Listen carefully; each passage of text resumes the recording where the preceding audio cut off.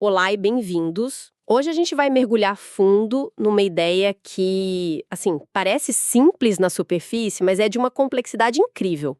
Como o nosso corpo lida com o estresse. E não é só sobre aquela resposta geral de luta ou fuga que todo mundo conhece. A gente vai investigar um ajuste muito mais fino, sabe? Algo que acontece lá dentro das nossas células, principalmente no coração. A nossa fonte hoje é um artigo científico que, olha, é de 1992, mas ele continua surpreendentemente relevante. Foi escrito por Felix Merson e seus colegas da antiga Academia de Ciências Médicas da URSS. O título é bem técnico, algo como Diferenças na estabilização adaptativa de estruturas em resposta ao estresse e à hipóxia e por aí vai. Mas calma, não precisa se assustar com o nome. A nossa missão aqui é desvendar um verdadeiro mistério. O artigo investiga por que alguns tipos de estresse parecem, sei lá, transformar o coração num super-herói, sabe? Deixando ele resistente a quase tudo. Enquanto outros tipos de estresse dão uma proteção muito mais fraca. A grande pergunta é: será que estresse é tudo a mesma coisa para o nosso corpo? Ou ele é mais esperto que isso, se preparando de um jeito diferente para cada desafio? É quase como descobrir se o corpo pode acabar estudando para a prova errada. Para começar, o artigo introduz um conceito que é a chave de tudo: o fenômeno de estabilização adaptativa de estruturas, ou FAS na sigla em inglês. Parece complicado, mas a ideia é bem legal. Exato. A melhor forma de pensar no FAS é tipo um programa de treinamento de elite para as células do coração. Quando o coração é exposto a essas doses controladas e repetidas de estresse, ele não só se recupera, ele entra nesse estado que eles chamam de FAS. E nesse estado, ele fica incrivelmente mais forte, contra uma série de agressões futuras. Que tipo de agressões, por exemplo? O artigo menciona várias. Corações que atingiram esse estado se tornaram resistentes a altas concentrações de cálcio que podem ser bem tóxicas, a doses letais de catecolaminas, que nem a adrenalina, e até a choque térmico, ou seja, um aumento brusco de temperatura. É, basicamente, um mecanismo de autoproteção que o corpo aprende e ativa. É como uma armadura celular que é construída aos poucos. E o artigo já aponta para os operários que constroem essa armadura, certo?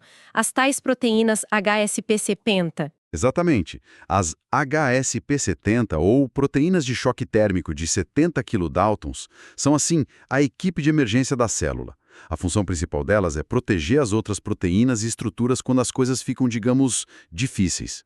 Elas agem como chaperonas moleculares, ajudam a consertar proteínas danificadas, desfazem agregados perigosos, garantem que tudo continue funcionando. Ah, entendi. Então elas não são os tijolos da célula, são mais a equipe de manutenção que corre para consertar tudo quando algo quebra. É isso? Perfeito. Essa é a analogia ideal.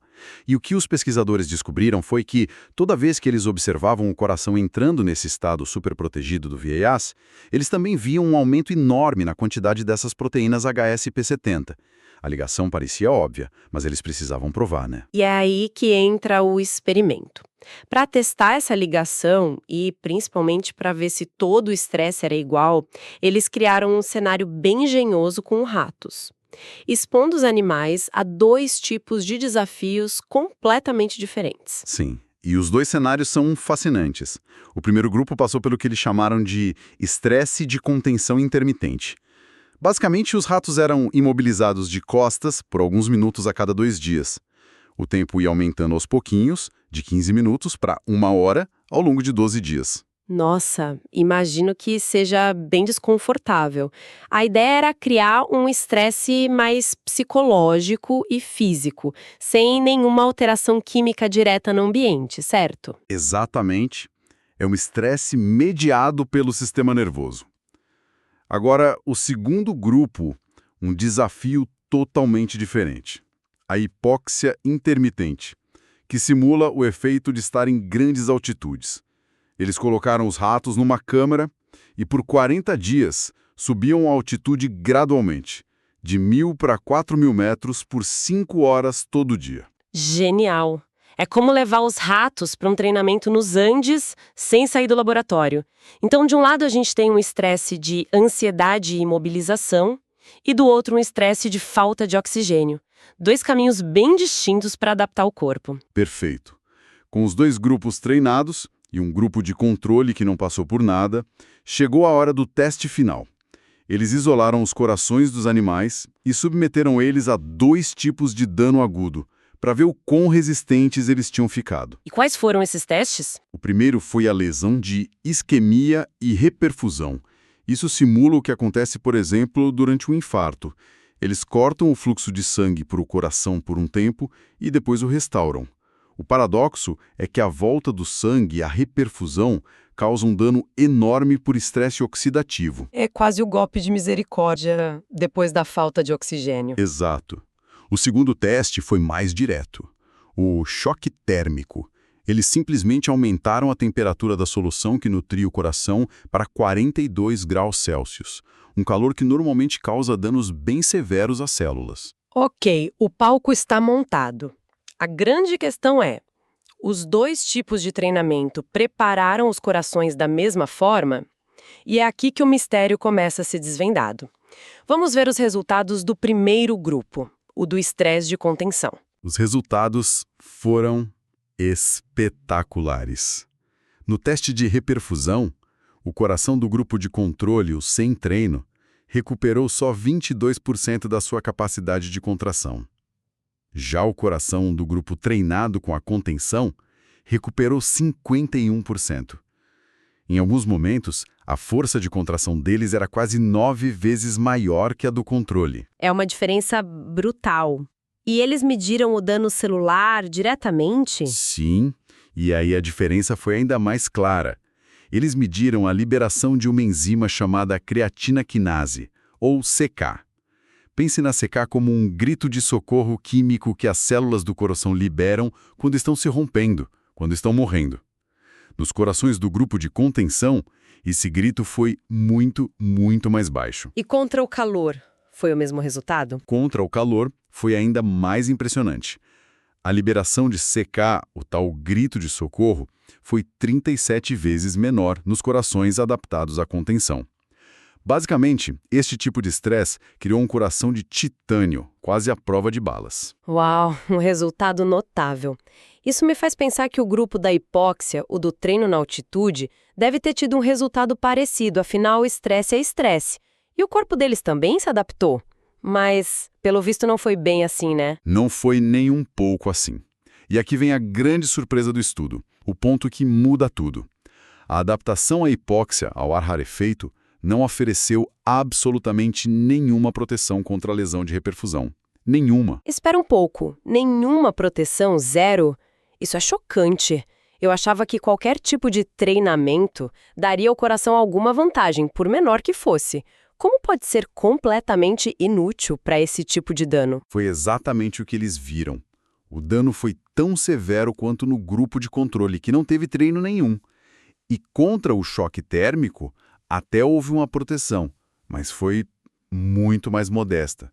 A liberação de CK foi só 5 vezes menor, enquanto no outro grupo tinha sido 37 vezes. Então, resumindo a cena do crime, o estresse de contenção criou um super-herói e o estresse da altitude criou um coração que era bom só para uma coisa, e nem era tão bom assim. O que nos leva à pergunta de $1 milhão. Por quê? O que explica essa diferença gigantesca?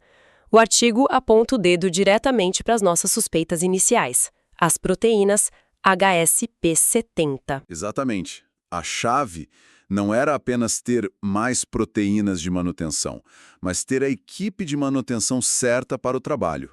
É aqui que entra o conceito de isoformas. Pense nas HSP70 não como uma única proteína, mas como uma família de proteínas muito parecidas, com pequenas variações, que nem uma equipe de mecânicos onde cada um tem uma especialidade um pouquinho diferente. E como eles conseguiram ver essas diferenças sutis? É tipo tirar uma foto delas? Quase isso. Eles usaram uma técnica que, na época, era de ponta, chamada eletroforese bidimensional em gel. Funciona como uma peneira molecular super precisa. Primeiro, ela separa as proteínas pela carga elétrica e depois pelo tamanho. O resultado é um mapa, uma espécie de foto de identidade de todas as proteínas ali na célula. Um mapa de identidade. Adorei. E o que esses mapas revelaram sobre os corações de cada grupo? Nos corações super resistentes do grupo de contenção, o mapa mostrou o acúmulo de pelo menos 5 tipos diferentes de HS70, 5 isoformas. E o estudo destaca que as isoformas com carga mais alcalina eram as mais proeminentes. Ok, 5 ferramentas diferentes na caixa. E no grupo da hipóxia, que não se deu tão bem. O mapa deles era bem mais simples. Eles acumularam apenas 2 isoformas, e ambas com carga mais ácida. Uma delas até era a mesma que aparecia no outro grupo, mas todo o resto do arsenal, especialmente as isoformas alcalinas, simplesmente não estava lá. Ah, então a hipótese se encaixa perfeitamente. É como se o estresse de contenção tivesse dado ao coração uma caixa de ferramentas completa, com martelo, alicate, chave de fenda. E o estresse da hipóxia deu só 2 chaves de fenda.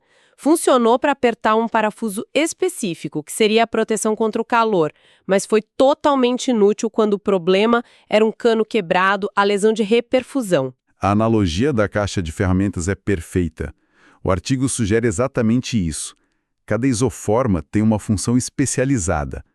As isoformas alcalinas, que só apareceram no grupo da contenção, seriam as especialistas em proteger contra o dano da reperfusão. Já as isoformas ácidas, presentes nos 2 grupos, seriam as especialistas em proteger contra o calor.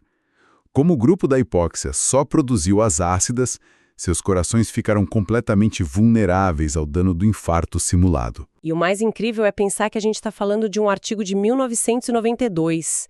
Eles estavam fazendo esse nível de análise molecular, separando proteínas por isoformas, com ferramentas bem mais rústicas que as de hoje, e chegaram a uma conclusão que ainda é super relevante. É verdade.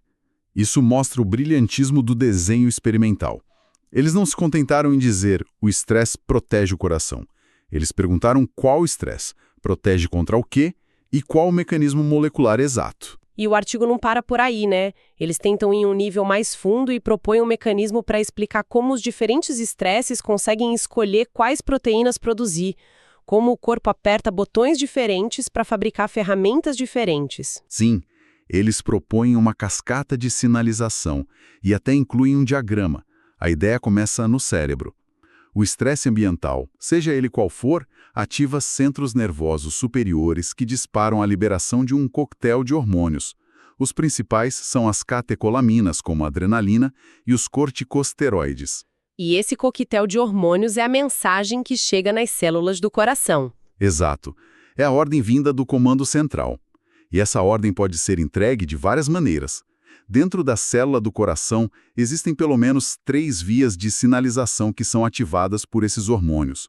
Uma envolve canais de cálcio, outra receptores de adrenalina e uma terceira envolve os hormônios esteroides, que entram direto no núcleo. E o ponto crucial é que todas essas vias, mesmo começando em lugares diferentes, acabam convergindo para o mesmo lugar. Precisamente, elas convergem para ativar o que a gente chama de fatores de transcrição de choque térmico, ou HSTF.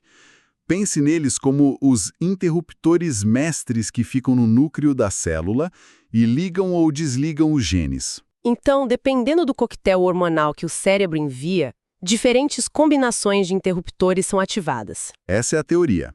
O estresse de compensão, por ser mais agudo e mediado pelo sistema nervoso simpático, provavelmente libera um coquetel hormonal diferente daquele liberado pela hipóxia crônica, que é um estresse mais metabólico. Esse coquetel diferente ativa um padrão diferente de interruptores mestres, que, por sua vez, ligam os genes de um conjunto específico de isoformas de HSP70.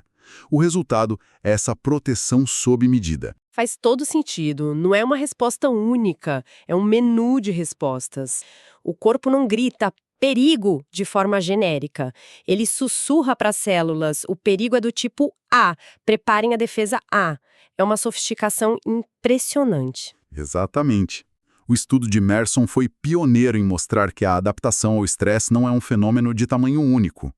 O tipo de desafio determina o tipo de defesa molecular que é montada, e isso leva a resultados drasticamente diferentes para a resiliência do órgão. A proteção não é universal. Resumindo tudo, a grande lição aqui é a especificidade. O corpo é um sistema de aprendizado incrivelmente preciso. Ele não se prepara para o estresse, ele se prepara para aquele estresse específico que enfrentou, otimizando suas defesas moleculares para aquele desafio em particular. O que me fascina nisso é essa elegância no nível molecular. Não é sobre uma única superproteína, mas sobre uma família delas, um time de especialistas, onde cada isoforma tem um papel. Isso mostra que a biologia raramente usa uma marreta quando pode usar um bisturi de precisão. Isso nos deixa com uma questão para refletir, que vai muito além dos ratos no laboratório. O estudo foca em como pré-condicionar o coração para resistir a danos.